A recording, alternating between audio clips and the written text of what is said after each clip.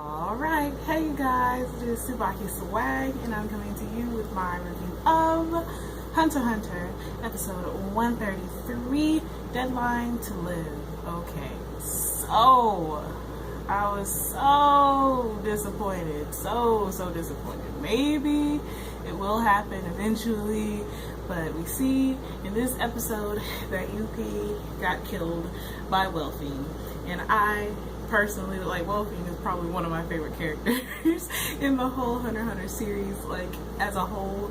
So the fact that Welfine, like, called UP out on his BS and then killed him is freaking awesome. But starting from the beginning, of course, this episode picked up where the last one left off at, where Poof is still trying to prevent Metuhem from finding out about Komugi, and he's not doing a very good job of it.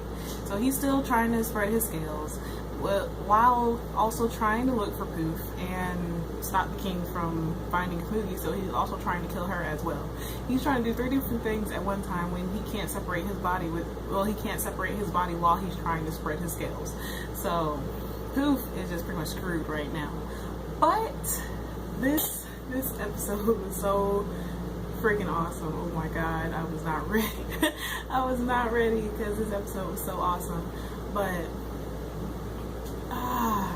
it was just amazing because we get to see Welfine again. I thought we weren't going to see him again for a while, but Welfine, of course, as always, is this paranoid. I wouldn't call him schizophrenic, but he is very paranoid and he questions everything. And even Ikalgo called him by his real name, the name that, well, his human name that he had before he got eaten and was turned into an ant. And he finally found a reason to help Ikalgo and Palm, because at first he was just gonna leave. I believe he was just gonna leave and not even tell the king the message that they had Komugi or whatever. And then after all of that, he finally came to his senses and realized that since they still can remember who they were as humans, then probably the person who he's been looking for, whom is Gyro, is probably one of the ants as well, and his memory and everything isn't gone from him. So in a way, I kind of have a feeling that UP, as to why Welfine killed UP, was because UP was Gyro. So I don't know, I could be absolutely wrong about that, but that is my interpretation of it as to why Welfine killed UP. But this episode was so freaking awesome. Oh my god. But other than that, Metuhem, he is finally starting to remember, and he didn't even, like, Poof is dropping the ball on this one because he found a tile from the game and it brought back memories. He still can't remember who Komugi is. I want him to just freaking remember already, but he still can't remember who Komugi is. He just remembers playing with somebody who he's never beat even once, which is what he said. So, like, and all you can see is like a hand in his memory.